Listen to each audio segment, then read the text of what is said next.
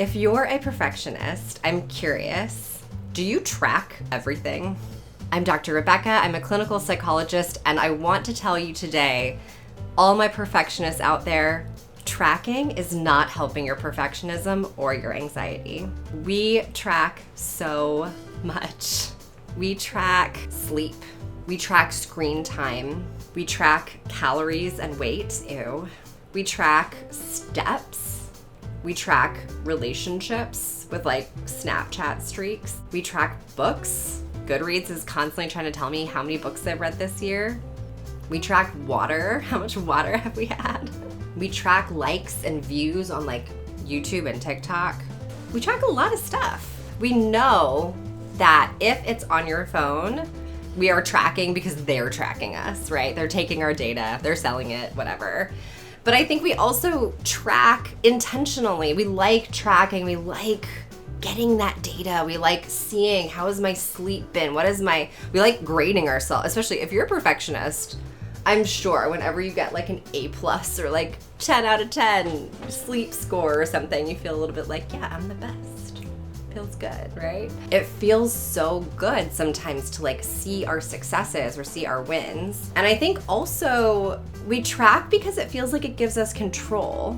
It feels like it gives us something to aim for. I want to read 100 books this year, right?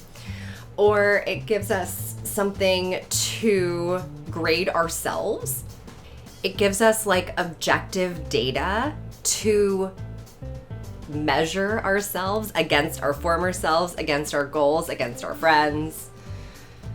We like it. It makes us feel in control. However, there's a significant problem with tracking, and I've seen it in my practice and in myself. Oftentimes, the more we track, the more obsessive we get with tracking, the more anxious we get, and the more perfectionistic we get. It's all tied together, friends. My main issue with tracking, as out of left field as this may sound, is that it decreases our intuition and our self-trust. What do I mean by that?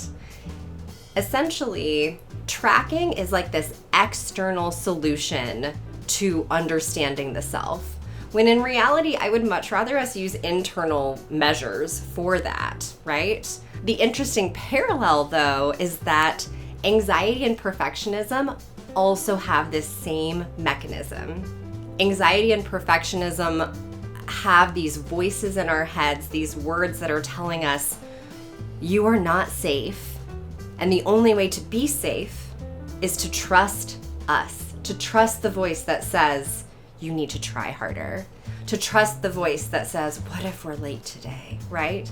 To trust all of the anxious and perfectionistic thoughts in your head. Trust that instead of trusting, this is how I feel and this is what I want. Sleep is one of my favorite examples. This idea that I should trust the app to know whether or not my body feels rested rather than asking my body how she's doing. I've talked to so many people with anxious perfectionism who are constantly combing through all of this data to try to understand how they can optimize rather than looking internally and seeing how am I feeling and what do I want.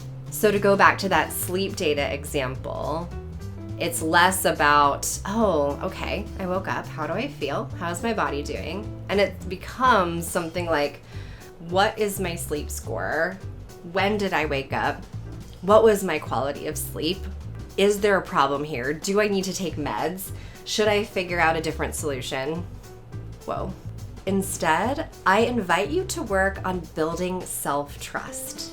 What would it look like if you decided to stop counting how many glasses of water you drank or whether or not you got your steps in, and instead checked in with your body and see, does it feel like I need some movement today? Am I thirsty?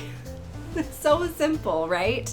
But again, it's less about these things aren't important and I shouldn't care how much water I'm drinking. I shouldn't care about my sleep. I shouldn't care about my steps. But it's more like your body is the main measurement tool that we're using. And your self-trust is vital in this case. I would love it if you got good at the measurement of you, right? taking this sort of internal temperature of how you're feeling and what you need, what you are physically and emotionally and psychologically hungry for. So play with it. Check in with yourself. Decide. Be self-trusting here too, right? Decide, do I like tracking this and it makes me feel good? Do I see the data at the end of the day and I feel crappy? If you're tracking something and it makes you feel worse, play a little bit with what self-trust looks like in that area of your life. Because honestly, the end goal of so much of this tracking is to improve, right?